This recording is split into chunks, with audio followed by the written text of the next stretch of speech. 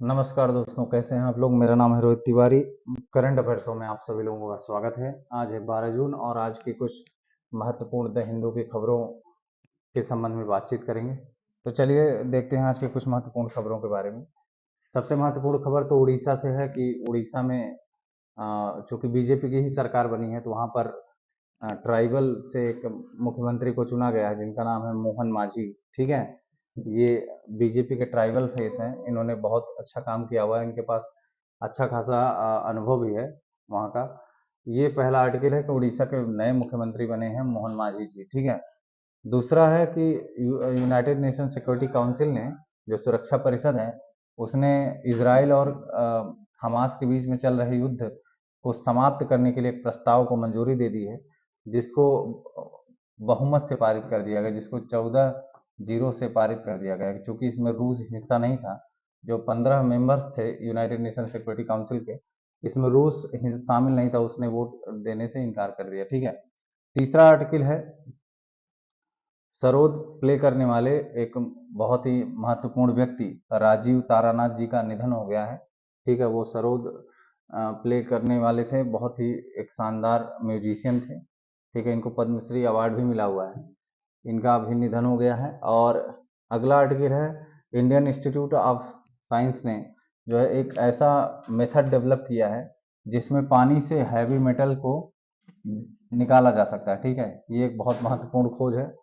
और एक और बड़ा आजकल बहुत चर्चा का विषय बना हुआ है एनटीए के संबंध में, जिसमें अभी जल्दी ही आपने सुना होगा नीट का जो पेपर है उसके लीक के बारे में, और बहुत सारी उसमें समस्याएं हैं, उसके बारे में भी आप लोगों ने सुना होगा।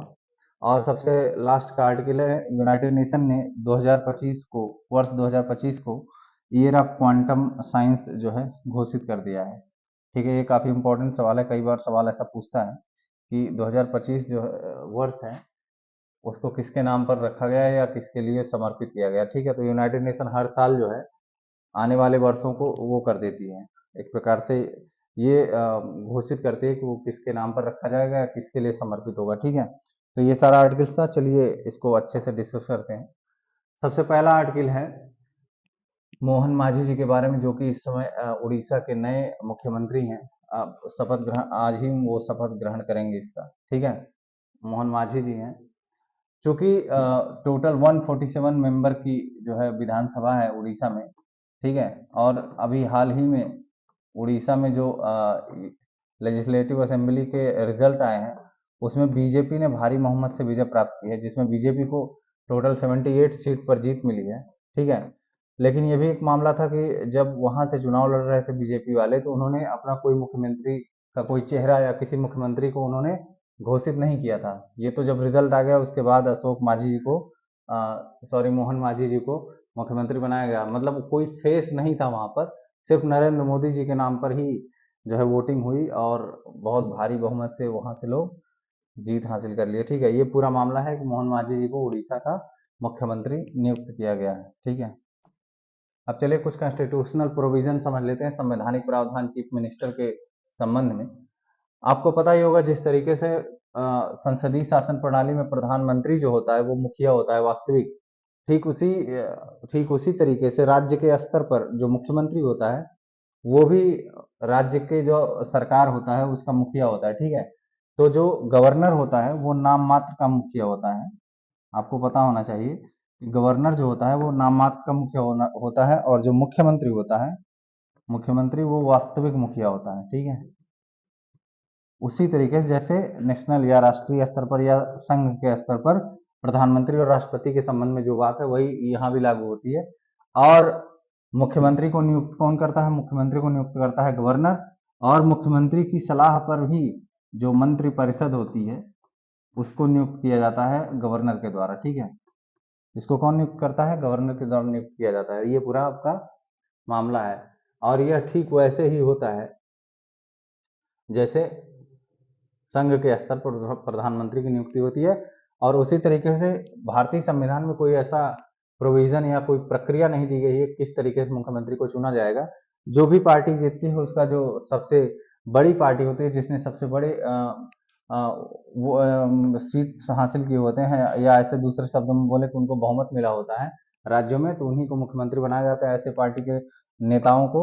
लेकिन कई बार ऐसा होता है कि किसी को स्पष्ट बहुमत नहीं मिलता, तो गवर्नर अपने विवेक के अनुसार ऐसे व्यक्ति को मुख्यमंत्री नियुक्त करता है जिससे ये उम्मीद होती है कि वो 1 महीने के अंदर अपना फ्लोर टेस्ट करवा करके अपना बहुमत जो है सिद्ध कर सकता है। ठीक है, ये पूरा मामला है। चलिए आगे, आर्टिकल जो है कुछ उसको समझ लीजिए। और जो मुख्यमंत्री होता है या जो स्टेट की कार्यपालिका होती है उसको भी समझ लीजिए। स्टेट की जो कार्यपालिका होती है उसमें आपको पता होना चाहिए कौन कौन शामिल होता है। स्टेट कार्यपालिका जो है उसमें कौन शामिल होगा, उसमें मुख्यमंत्री शामिल होंगे। ठीक है, स्टेट की जो कार्यपालिका है उसमें मुख्यमंत्री शामिल होंगे, गवर्नर शामिल होंगे। ठीक है, और वहाँ के जो एडवोकेट जनरल ऑफ स्टेट होते हैं, राज्य का महाधिवक्ता जिसको आप बोलते हैं, एडवोकेट जनरल ऑफ स्टेट जो होते हैं वो भी शामिल होते हैं राज्य की कार्यपालिका में। ठीक है, ये होती है राज्य की कार्यपालिका। अब कुछ आर्टिकल्स हैं, जैसे अनुच्छेद 163 है, इसमें कहा गया है कि जो गवर्नर है advise by the council of ministers which is headed by the chief minister. ठीक है, जो गवर्नर है वो कोई भी काम करेगा तो उसको कौन एडवाइस देगा, उसको एडवाइस देंगे मंत्रिपरिषद। और जो मंत्रिपरिषद है उसका जो मुखिया होता है उसको कौन हेड करता है, उसको चीफ मिनिस्टर करता है। और कई बार ऐसा होता है कि गवर्नर जो है अपने विवेक के अनुसार काम करता है, खास करके जब बहुमत नहीं प्राप्त हो किसी भी पार्टी को, तब जब गवर्नर अपने विवेक से काम करता है तो वहां पर किसी प्रकार की सलाह की जरूरत नहीं पड़ती। अनुच्छेद 164 क्या बोलता है, अनुच्छेद 164 के अनुसार जो गवर्नर है वो चीफ मिनिस्टर को अपॉइंट करता है और बाद में चीफ मिनिस्टर की सलाह पर अन्य मंत्रिपरिषद के सदस्यों की नियुक्ति की जाती है। अनुच्छेद 167 में क्या लिखा हुआ है, अनुच्छेद 167 में यह लिखा हुआ है कि जो मुख्यमंत्री अपने जितने भी काम करेगा, जो भी वो डिसीजन लेगा, जो भी प्रशासनिक निर्णय लेगा, उन सारे निर्णयों को, उन सारे कामों को वह गवर्नर को जरूर बताएगा। ठीक है, गवर्नर को सूचित करेगा। ठीक है, ये पूरा मामला है। चलिए अगले आर्टिकल पर आते हैं।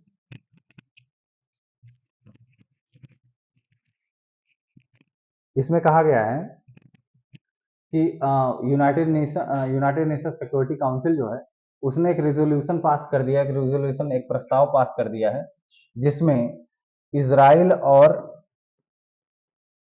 इजराइल तथा जो हमास के बीच में युद्ध चल रहा है उसको रोकने के लिए प्रस्ताव पारित किया, या इसको आप बोल सकते हैं एक प्रकार का युद्ध विराम है।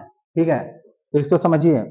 संयुक्त राष्ट्र सुरक्षा परिषद ने सोमवार को गाजा में इजराइल और हमास के बीच 8 महीने से जो युद्ध चल रहा है उसको समाप्त करने के उद्देश्य से एक विराम योजना का समर्थन करते हुए अपने प्रस्ताव को उसने भारी बहुमत से मंजूरी दी है। ठीक है, और अमेरिका द्वारा जो यह प्रस्ताव प्रस्तावित किया गया था उसको जो है एक प्रकार से अमेरिका का कहना है कि इजराइल ने इसको स्वीकार कर लिया है और यह एक 3 चरणीय योजना है।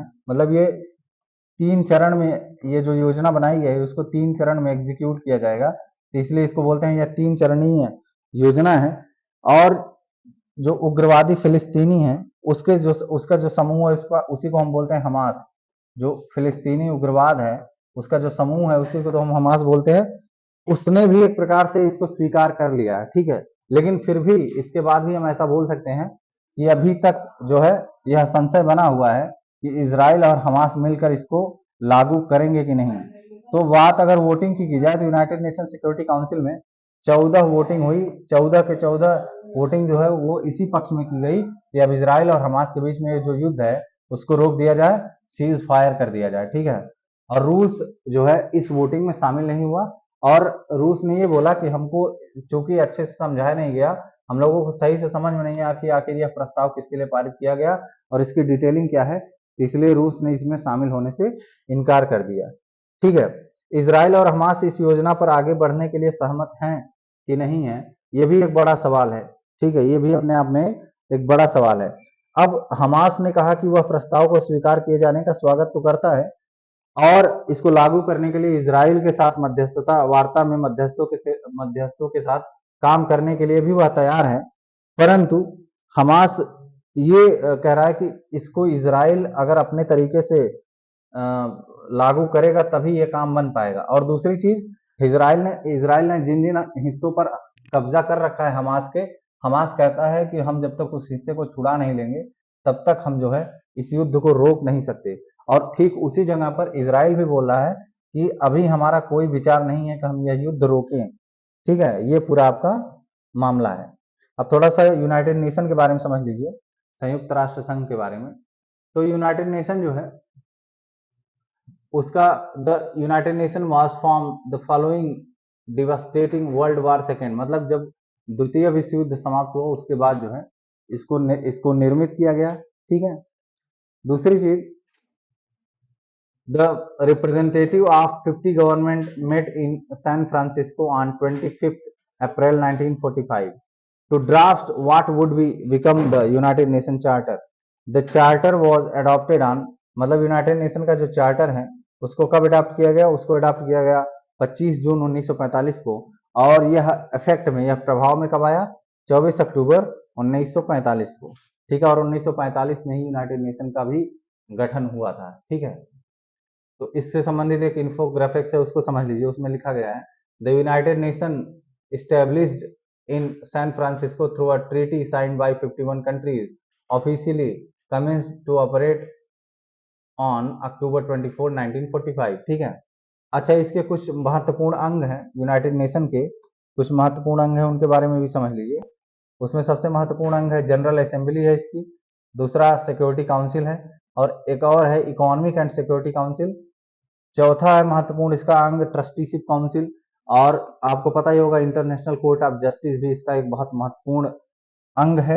यूनाइटेड नेशन सेक्रेटेरिएट, मतलब कि संयुक्त राष्ट्र का सचिवालय जो है वो भी इसका बहुत महत्वपूर्ण पार्ट है। और अभी 193 मेंबर्स जो हैं पूरी दुनिया में यूनाइटेड नेशन में शामिल हैं। ठीक है, इसका हेडक्वार्टर कहाँ है, इसका हेडक्वार्टर न्यूयॉर्क में है। ठीक है, और इसकी ऑफिसेज कहाँ कहाँ है, इसकी ऑफिसेज है जेनेवा, वियना और नैरोबी।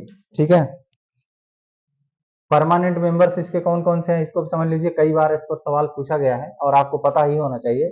इसके जो परमानेंट 5 मेंबर्स हैं वो हैं United state, China, Russia, United kingdom और फ्रांस, मतलब कि अमेरिका, चाइना, रूस, इंग्लैंड और फ्रांस। ठीक है, ऑफिशियल लैंग्वेज इसकी कौन कौन सी है इसको समझ लीजिए, Arabic, Chinese, English, French, Russian और स्पेनिश। ये इसकी जो है 6 ऑफिशियल लैंग्वेज आधिकारिक भाषाएं हैं, जिसमें आप Arabic, Chinese, English, French, Russian और स्पेनिश को देख सकते हैं। ठीक है, अब अगले आर्टिकल पर चलते हैं, जिसमें महान सरोद वादक, इनका इनका इनका अभी हाल ही में 92 वर्ष की उम्र में निधन हो गया है। ठीक है, इनका नाम था राजीव तारानाथ। ठीक है, इसको समझते हैं। तो राजीव तारानाथ जी जो हैं वो सैनिया महर घराने के प्रतिष्ठित कलाकार हैं, और इनको भारत सरकार द्वारा 2019 में, आप इनके बारे में थोड़ा सा समझ लीजिए।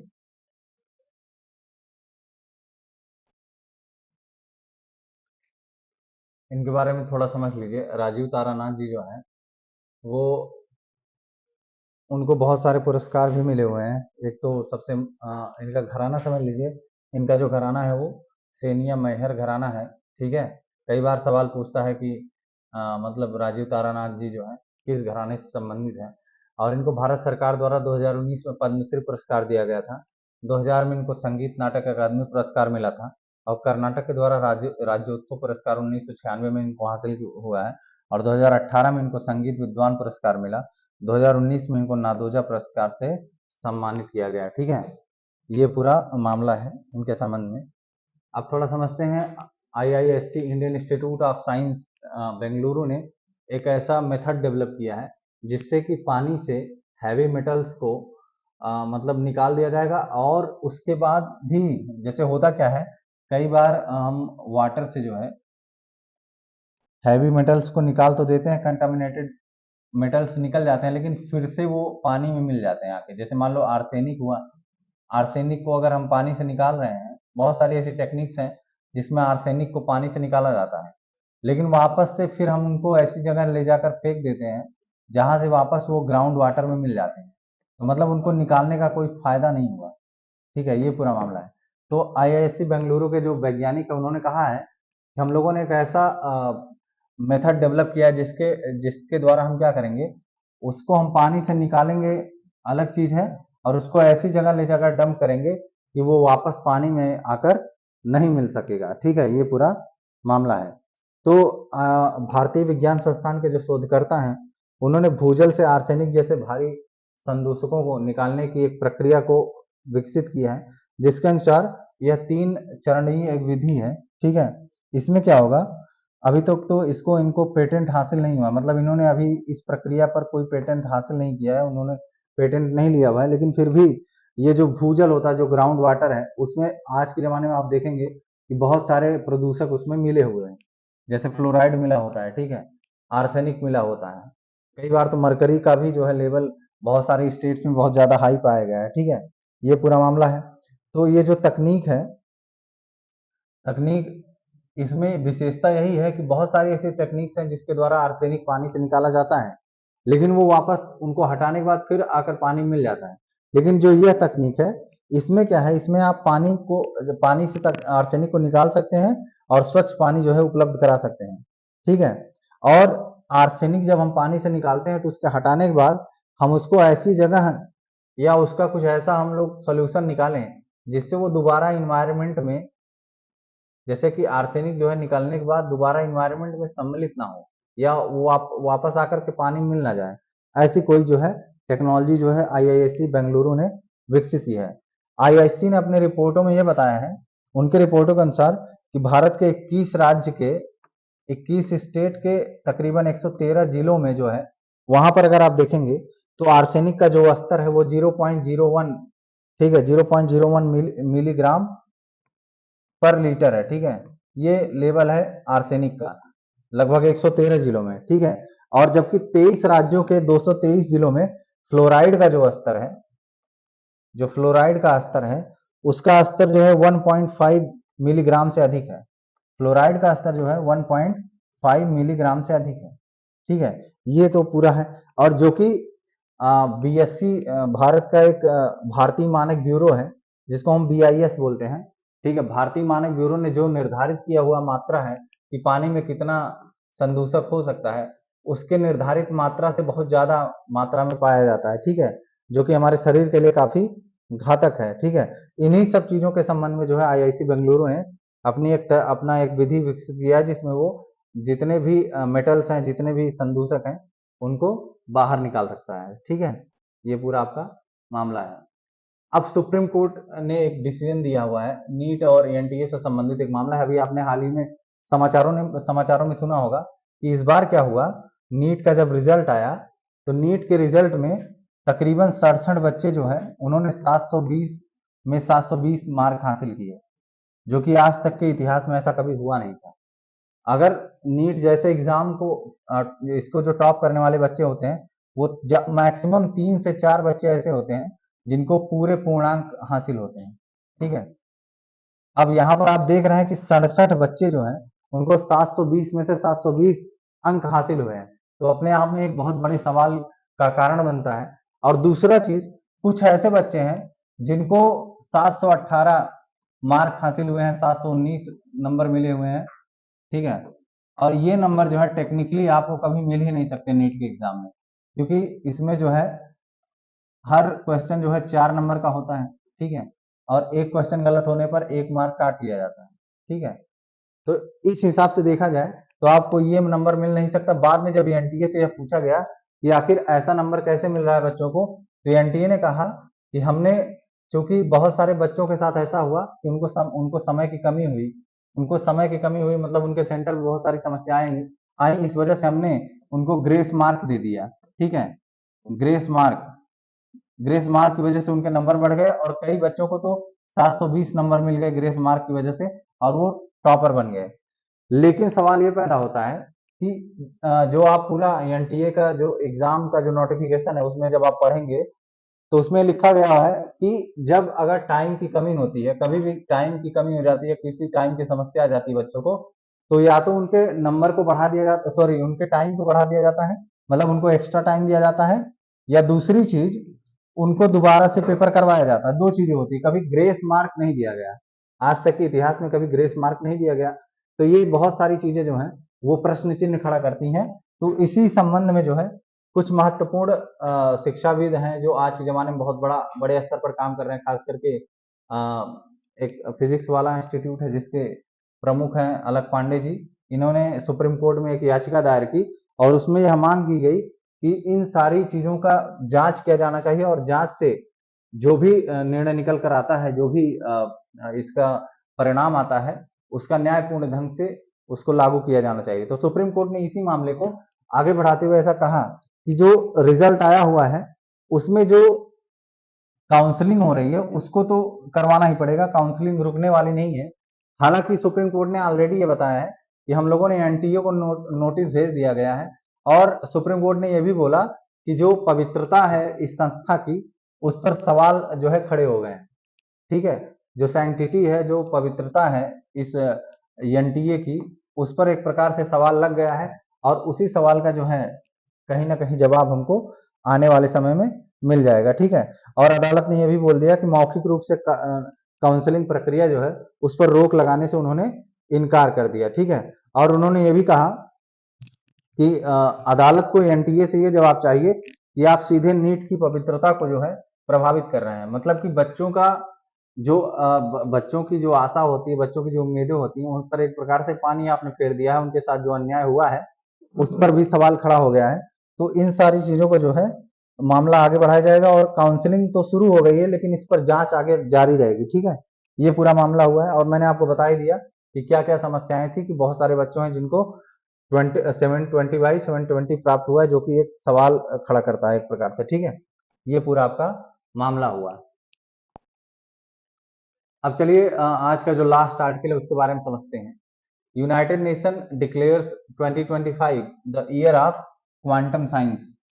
ठीक है, जो यूनाइटेड नेशन है उसने क्या किया है, वर्ष 2025 को क्वांटम साइंस का ईयर जो है घोषित कर दिया है। ठीक है, ये पूरा मामला है।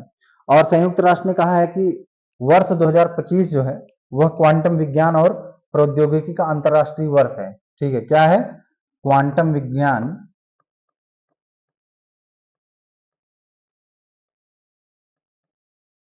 तथा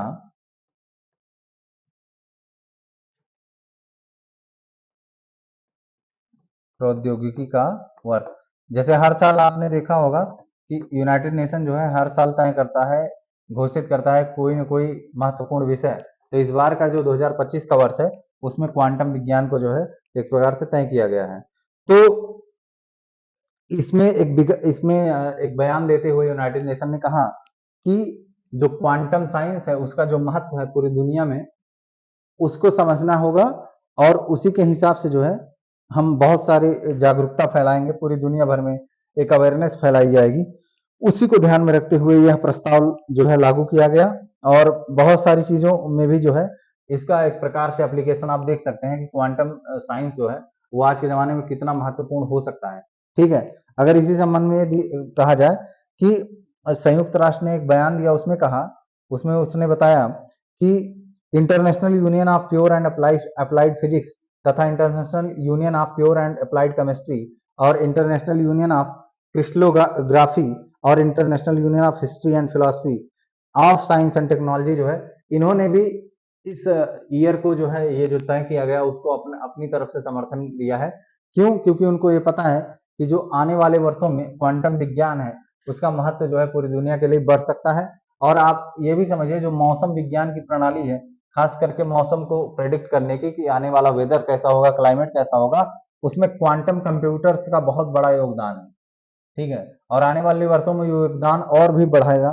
ठीक है, और इसी को अगर देखा जाए तो इसी को ध्यान में रखते हुए वर्ष 2023 में, अप्रैल 2023 में भारत सरकार ने भी जो है राष्ट्रीय क्वांटम मिशन जो है उसकी घोषणा कर दी है। ठीक है, और यह विज्ञान और प्रौद्योगिकी विभाग द्वारा 2023 से लेकर के 2031 तक लागू किया जाएगा। ठीक है, भारत ने भी इस मामले में कदम बढ़ा दिया है। तो क्वांटम विज्ञान जो है वो इतना महत्व रखता है आने वाले वर्षों में। और अगर इसके एप्लीकेशन की बात की जाए तो खास करके वेदर प्रिडिक्शन, ठीक है, और बहुत महत्वपूर्ण कठिन से कठिन जो है कंप्यूटर की जो गणनाएं हैं वो क्वांटम कंप्यूटर कर सकता है। मतलब कि एक ऐसे बोलिए सुपर कंप्यूटर से भी ऊपर का जो है एक प्रकार से ये प्रणाली है। ठीक है, अब थोड़ा सा क्वांटम फिजिक्स के बारे में समझ लीजिए। ठीक है, उसमें क्या कहा गया है, उसमें बताया गया है कि क्वांटम फिजिक्स एक सिस्टम, एक प्रणाली, एक सिस्टम है। उसमें हम किस चीज की स्टडी करते हैं, quantum mechanics science dealing with the behaviour of matter and light on the atomic and सब एटॉमिक स्केल। मतलब कि जो भी बिहेवियर होता है मैटर का, पदार्थ का जो व्यवहार होता है, वो किस स्तर पर हम उसकी स्टडी करते हैं, उसकी स्टडी हम करते हैं एटॉमिक लेवल पर। ठीक है, एक तो एटॉमिक लेवल पर या उससे भी छोटे स्तर पर, जिसको हम बोलते हैं सब एटॉमिक लेवल। मतलब हम पदार्थों के व्यवहार का अध्ययन करते हैं एटॉमिक और सब एटॉमिक लेवल पर, उसी को हम बोलते हैं क्वांटम मैकेनिक्स। ठीक है, जैसे कि अगर हम एटम्स की बात करें तो एटम्स को हम पता है कि एटम्स जो है इलेक्ट्रॉन, प्रोटॉन और न्यूट्रॉन से मिलकर बने होते हैं, और उनसे भी निचले स्तर पर बहुत सारे ऐसे पार्टिकल्स हैं जिनको हम क्वार्क बोलते हैं, क्वार्क या ग्लूऑन्स। ठीक है, ये उनसे भी छोटे जो है पार्टिकल्स हैं, उनके प्रॉपर्टीज का अध्ययन करते हैं, और इसी को हम बोलते हैं क्वांटम मैकेनिक्स। ठीक है, इसमें पार्टिकल्स का अध्ययन किया जाता है और मैटर के एक प्रकार से बिहेवियर का भी हम लोग इसमें अध्ययन करते हैं। ठीक है, तो आज के लिए बस इतना ही। एक चीज और समझिएगा कि जो करंट अफेयर्स तो है ये आपके लिए बहुत इंपॉर्टेंट है। ठीक है, क्यों इसलिए इंपॉर्टेंट है क्योंकि आने वाली जो परीक्षाएं हैं उसमें इनका महत्व बहुत ज़्यादा है। ठीक है, खास करके यूपीएससी और यूपीपीएससी की जो परीक्षाएं होती हैं उसमें करंट अफेयर जो है वो बहुत महत्वपूर्ण भूमिका निभाता है, तो ये आप इग्नोर नहीं कर सकते। ठीक है, और ये 20 से 25 क्वेश्चन या कई बार तो ये 30 से 35 क्वेश्चन तक वेरी करता है, और ये बहुत बड़ा हिस्सा होता है आपको क्वालिफाई करवाने का। ठीक है, तो इसलिए करंट अफेयर्स जो होता है उस पर आपका ध्यान रहना चाहिए।